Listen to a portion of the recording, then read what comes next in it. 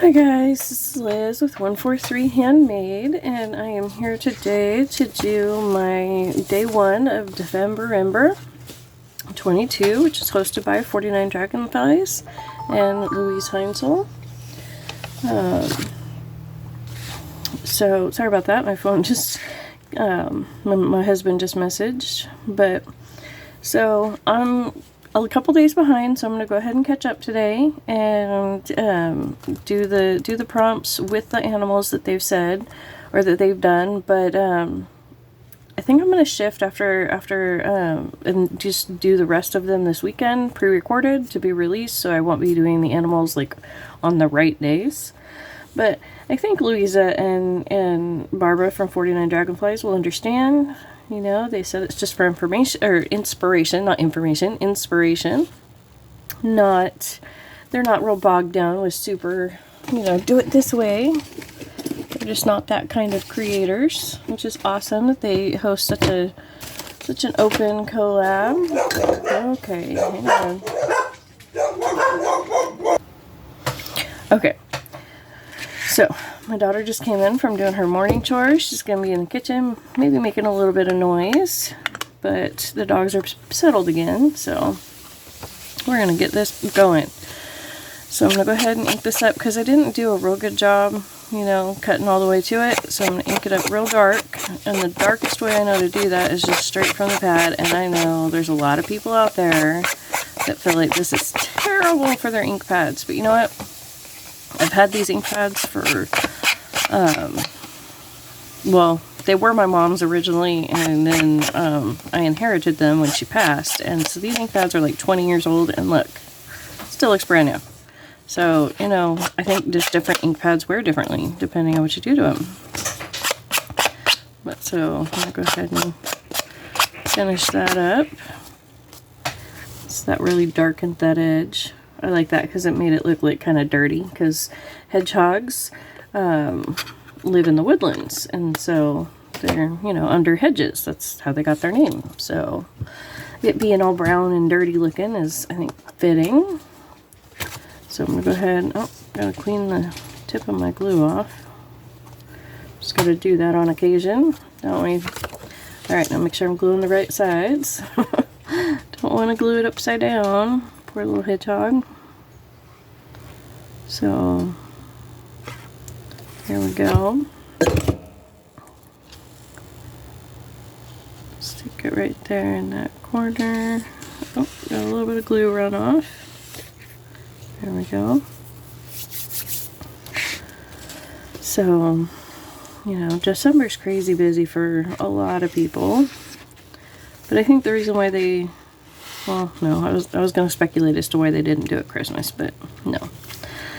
Not going to speculate that. Not going to even begin to guess somebody else's reasons, because they have not hinted, so why should I? So, but today's prompt, because I'm doing day 1, is fluff and mason jars with the hedgehog. So I'm going to use the hedgehog as the pocket that I'm going to put this in. And then, let's see, I meant to have my tags over here already. So, here's my little box. These are just bookmark blanks that I have a ridiculous number of. So, I was thinking I would just use a couple of the plain ones, plain brown ones. And my Tilly. You might see her little nose sticking in there. It's my Tilly and my Stormy are both coming to say hi after being outside. They're almost 1 year old. They're going to be 1 year old on the 5th. So I'm one of those people that I keep track of it until they're 2, and then after that they're just dogs. They're not puppies anymore. But until they're 2, you know, we kind of keep track of how old they are, because it affects their, you know, growth and all that. But anyways, so I have, I dug through all my stuff, and I have these 2 mason jar stickers off of 2 different sticker sheets here. And so I thought I would just stick this one right down here, like so. And then I would stick this other one. And see, this one's full of these bright yellow pretty flowers and bees and stuff. And it sticks off a bit, but that's okay. If you're ever worried about stickers sticking off like that, just when you flip it over, you can either just trim it off, or a lot of these stickers don't have that great a sticky, and so if you just kind of put your finger on it a couple times, it will stop being sticky. If that's not the case, if it stays sticky, you can always just sprinkle just a tiny bit of cornstarch or baking soda, or you know, if you do fabric too, you could just take this and just do this on some fabric and just pick up that little bit and you won't even be able to see it. See, that's not sticky anymore, and it looks a little grungy, but I'm going to grungify the rest of it anyway, so that's okay. So there we go. And then, oh, my bag of fluff is not next to me. Where'd my bag of fluff go?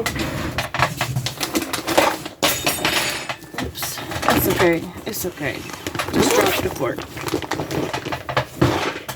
Okay, so here's my fluff. Let's see, and this is just some Lion Brand Yarns Fun Fur.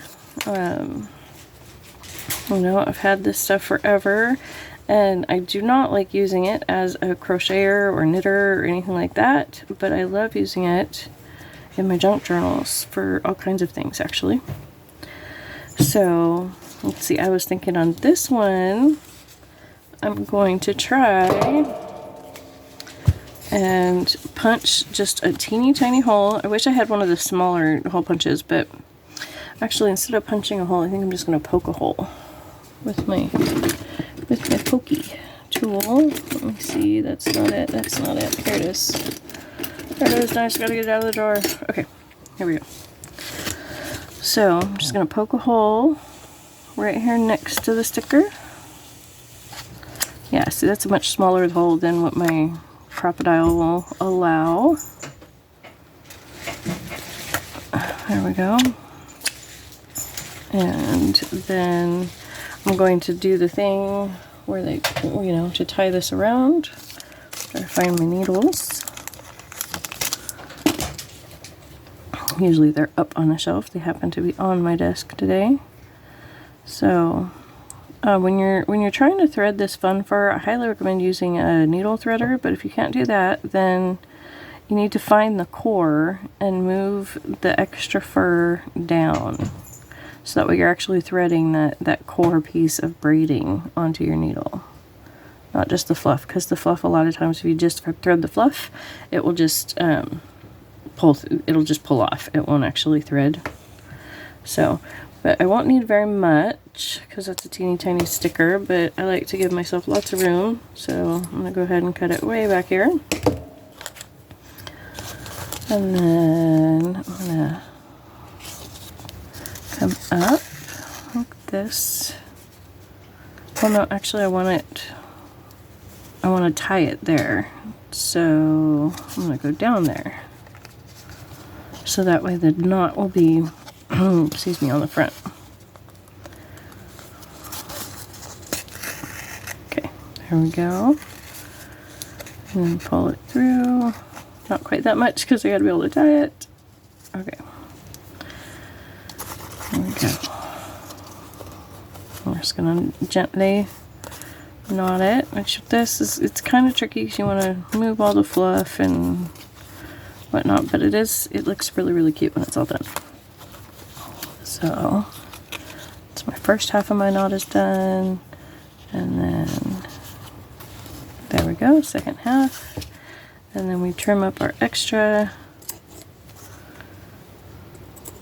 There we go. And then we fluff it out.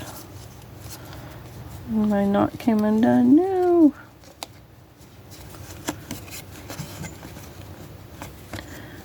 Okay. There we go. It's knotted-ish. Okay, so what I'm going to do, because that knot is just not behaving, is I'm going to go ahead and just get in here and just go under it just a little bit, because I don't want to go over it and have it get, you know, not fluffy because the glue's on top. And so I'm just going to stick just a tiny bit of glue right there. And then I'm going to take this from being a bookmark blank to being a tag by shortening it and adding the little tag shape. And I really like mine wonky. I don't like, excuse me, I don't like leaving it, you know, I don't like fussing with trying to make the two corners the same. If I had one of the punches, that would be awesome, you know, the tag top punches, but I don't, so we're doing it this way. And then I'm just going to punch through with my needle since I already have this yarn threaded up to be the tag this way. And just tie my fluff on. There we go. See, do I have all my lights on? Yeah, I do. Okay. And there we go. And we could just leave it long like that. And I think I will for now because I'm not exactly sure what I will end up using it for. And I might want to like tie it to something and have this be a removable. But, so we're going to go ahead and tuck that one in here. And then let's see, how are we going to add fluff to this guy? I think I'm just going to do it the same way actually because that looks really cute, and but it'll give a different effect because this one's acting like a vase. So I just had my needle and just unthreaded it and then dropped it. It's terrible. There it is. Okay, so another length of my fluff. And let's go ahead and thread it so I don't lose my needle again. There we go. You want to use a big-eyed needle or a needle threader. Big-eyed needle is probably better even if you are using a needle threader. Stuff is not thin. Okay, so I'm going to go ahead and still punch it right here at the thinnest portion, and I'm going to go ahead and go through the cardstock of the sticker too. See that?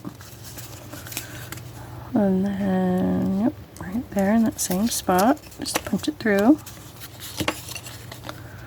And a hole punch would be better because then you don't have those, you know, this raised bit on the back. But, you know, work with what you got.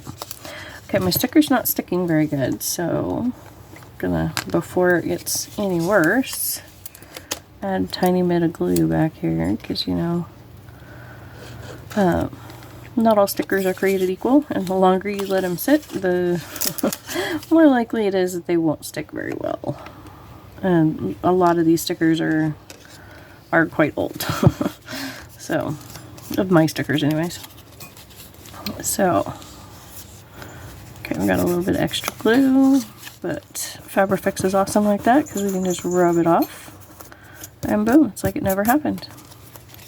It'd be nice if all mistakes were that good, that easy to fix. Just rub it a little bit and it goes away. Let's see, I lost my holes. There we go. Okay, now I'm lined up again, but I got a little bit of extra glue because I had to move it around, you know. So, I just did my 100 subscribers giveaway, and Rhonda from J Journals Diva, she won, which is awesome. Oh, hang on. Tilly, no. Leave it alone. Good girl. Anyways, like I was saying, Rhonda from J Journal Diva, she won my giveaway, which is awesome. It would have been awesome no matter who won, but it's extra awesome because she was my very first subscriber that was somebody I did not personally know. So, so that was cool that she was the one that won it. I did the random picker thing, so I didn't have any control over who won. But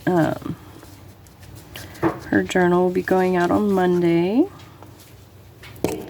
So let's see, I think I want to tie it maybe on this side away from the bee because I'm afraid it'll just bury the bee. Yeah, I'm going to tie it over on this side. Let's see. There we go. You know, it took a lot of concentration to tie that knot, apparently. You know, sometimes you can tie a knot and keep talking and it's not a big deal, and other times it's like, you gotta just stop everything. I'm tying a knot. That was one of those moments. So, that looks cool, and it even adds a little bit of, you know, interest on the back. If you don't like that, you know, obviously, you know, don't punch it through, just glue it. Or you can cover it up. You know, you can just take another little piece, one of these extras, and just cover that back up if you really, you know, wanted to. I'm not going to. I'm going to go ahead and shrink this guy just a little bit. And then add the corners. No. Had to save my cider over here from a fly.